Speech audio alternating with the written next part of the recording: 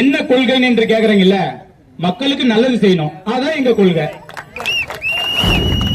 நான் வணங்கும் தெய்வம் தளபதியாரின் வழியில் இந்த விழுப்புரம் வடமேற்கு மாவட்டம் தமிழக வெற்றி கழகத்தின் 3ஆம் ஆண்டு தொடக்க விழாவில் அடியெடுத்து வைக்கும் எங்கள் தமிழக வெற்றி கழகத்துக்கும் செஞ்சி சட்டமன்ற தொகுதி அருமை கழக நிர்வாகிகள் அனைவருக்கும் எனது மனமார்ந்த மதிய வணக்கத்தை தெரிவித்துக் கொள்கிறேன்.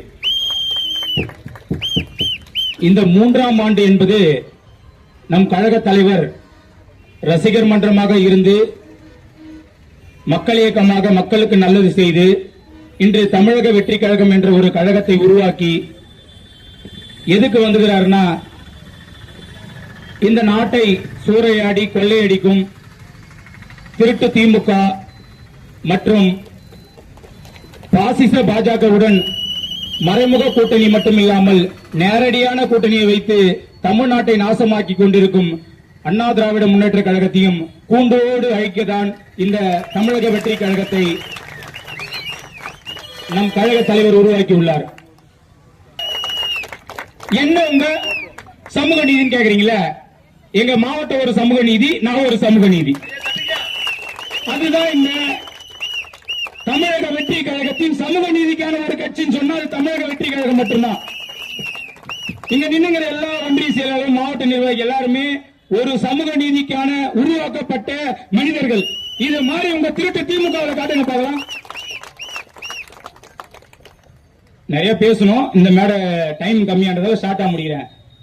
2026 மட்டுமின்றி நமது தமிழக வெற்றி கழகத்தின் 3ஆம் ஆண்டில் வெற்றி நடை போட்டு 2026 இந்த 2 மாபெரும் திருட்டு லஞ்ச ஊழல் ஆட்சியை ஒழித்து கட்ட கழக தலைவர் தமிழ் மக்களின் மன்னன் தளபதி அவர்களின் ஆட்சி அமைத்திட செஞ்சி சட்டமன்றத்தின் வெற்றி வேட்பாளர் யாராயிருந்தாலும் ஒற்றுமையாக இருந்து வெற்றி செய்து அவரை செஞ்சி கோட்டையிலிருந்து ஜார்ஜி கோட்டை அழைத்து சென்று தளபதியுடன் அரியணையில் ஏற்ற வேண்டியது நமது கடமை. இன்னும் அவங்களை கேட்கணும், நிறைய கேட்கலாம். ஒரே விஷயம் தான் அவங்களுக்கு, ஒரே வேலை தான் அவங்களுக்கு, அவதூறு பரப்பணும். யாரை பத்தி? நம்ம தளபதி பத்தி. பொதுமக்கள் ஆகிய உங்களுக்கும் சரி, நம்ம கட்சியார சொல்றேன், தளபதியை நீங்க சொன்னீங்கன்னா, உண்மையை சொல்றேன், ஒரு உன்னதமான மனிதன் நீங்க குறை சொன்னீங்கன்னா, நீங்க இந்த 2026 அப்புறம் தமிழ்நாட்டை நினைச்சு கூட பார்க்க முடியாது ஆளணும்ன்ற நினைப்பு தளபதி உங்களுக்கு மூட்டை கட்டி வச்சிட்டாரு. ஏன்னா உங்களுடைய நோக்கமே கஞ்சா, கொலை, கொள்ளை எல்லாமே பாருங்க, கற்பழிப்பு, பெண்களுக்கு பாதுகாப்பு இல்ல, எல்லா பர்சன்ட் வயசும் இந்த திமுக ஆட்சியில 5 ஆண்டு காலம் அதிகமா இருக்குது. எல்லாம் போய் சர்ச் பண்ணுங்க.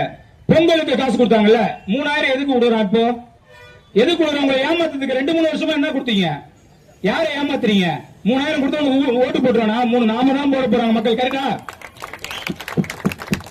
இந்த ஏடிஎம்கே நம்ம தளபதி கிட்ட ஐயா வா வா வா எங்களை எப்படின்னா சிஎம் ஆக்கி விடு, சிஎம் ஆக்கி கெஞ்சினாங்க.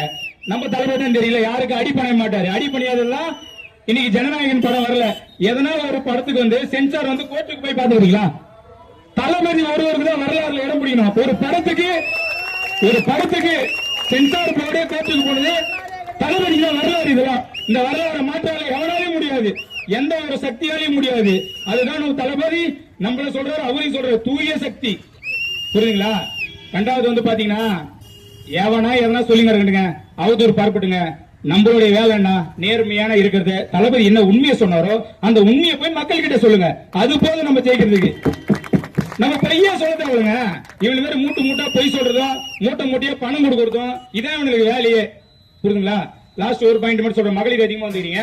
மகளிர் உரிமை தொகைன்னு ஒண்ணு கொடுத்தானுங்களே, 4-5 வருஷமா கொடுத்தானுங்களே, கொடுத்தானுங்க. சரி கொடுத்தாங்க, அண்ணன் சொல்ற கொடுத்தாங்க.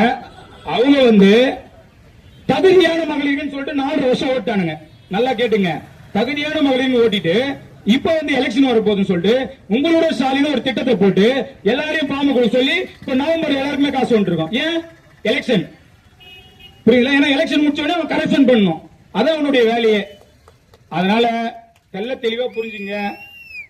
அந்த ஒரு பீரியட்ல எம்ஜிஆர் நல்லாட்சி கொடுத்தாரு, அண்ணா கொடுத்தாரு, அம்மா கொடுத்தாங்கன்னு வச்சுங்களா. அம்மா மகளிருக்கு தங்க நகை கொடுத்தாங்களா? கல்யாணத்துக்கு 50,000 பணம் கொடுத்தாங்க டிகிரி முடிச்சவங்களுக்கு.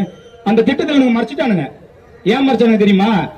அது வந்து ஒரு வீட்டுல பாத்தீங்கன்னா ஒரு வீட்டுல ஒரு பொண்ணு ஒரு 2 பொண்ணு இருக்கும். அப்ப அந்த வீட்டுக்கு அது கொடுக்கும்போது 1.5 லட்சமா பணமா போகும். அதை இவனுக்கு என்ன பண்ணுவாங்க, 15 பெண்ணு கொடுப்பானுங்க 1000 ரூபான்னு சொல்லிட்டு. திட்டம் புரியுது உங்களுக்கு எப்படி ஏமாத்துறாங்க மக்களை?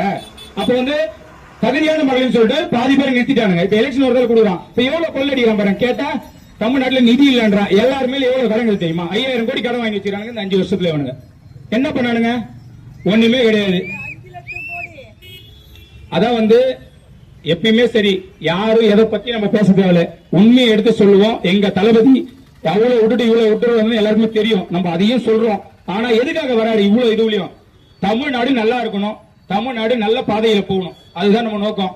செஞ்சி சட்டமன்ற தொகுதி வேட்பாளர் யாரா இருந்தாலும் மாவட்ட செயலர் அனுமதியுடன் ஒற்றுமையாக இருந்து வெற்றி பெற்று அவருடைய அரியணை ஏற்ற வேண்டும் என்று சொல்லி வாய்ப்புக்கு நன்றி கூறி விடைபெறுகிறேன். நன்றி. அற்புதமான அன்பு சகோதரர் பாண்டியன் அவர்கள் ரொம்ப வலியோடு பேசினாங்க. இங்க உட்கார்ந்துங்கிறவங்க யாரும் வயசான கிழவங்க கிடையாது, பின்னாடி நிக்கிறவங்க யாரும் வயசான கிழவனும் கிடையாது, கொம்பு யாரும் வச்சுக்கிட்டு இல்லை. எதுக்கு நான் சொல்றேன்னா, என்னடா கொம்பு வச்சுக்கிட்டு வம்பெல்லாம் பேசுற அப்படின்னு நினைக்காதீங்க. நான் வம்பெல்லாம் பேச மாட்டேன், உண்மைதான் பேசுவேன். 27 வருஷமா மைக் கையில பிடிச்சிட்டு தான் இருக்கிறேன். நான் வந்து பேசணும்னா வந்து கட்டி வந்து மேல மருந்து போட்டு அனுப்ப மாட்டேன். கட்டி இருக்குல்ல, கட்டி வருது இல்ல மனுஷனுங்களுக்கு, அந்த கட்டியில மேல மருந்து போட்டு அனுப்புற டாக்டர் கிடையாது. நானு கத்தி எடுத்து அறுக்கிற டாக்டர். நானு அர்த்தம் அந்த சீடெல்லாம் வெளியே வரும். அப்புறம் அதுல காயத்துக்கு மருந்து போட்டு அந்த ரணம் ஆறும். அதனால பேச்சுன்றது வந்து ஒரு மனுஷனை உருவாக்கக்கூடியது, ஆக்கக்கூடியது, அழிக்கக்கூடியது, எல்லாமே செய்யக்கூடியதுதான். அதனால கட்டுக்கோப்போடு பேசக்கூடியதுதான் நம்முடைய இது. இன்னா செய்தாரை ஒருத்தர் அவரான நன்மையும் செய்து விட வேண்டும் என்று சொல்ல கட்டுக்கோப்போட நம்முடைய தளபதி என்ன பண்றாருன்னா, யாரையும் ரொம்ப கண்டம் பண்ணி பேசாதீங்க, ஊழல்களை பேசுங்க, ஆரோக்கியமா விமர்சிங்கன்னு தான் சொல்லி கொடுக்கிறாரு. அதனால ரொம்ப இதுவரைக்கும் நல்லா ஆரோக்கியமா பேசினாங்க. இனியும் ஆரோக்கியமா பேசி நம்முடைய எதிர்க்கட்சிகளுடைய குறைகளை நீங்க எடுத்து சொல்லுங்க.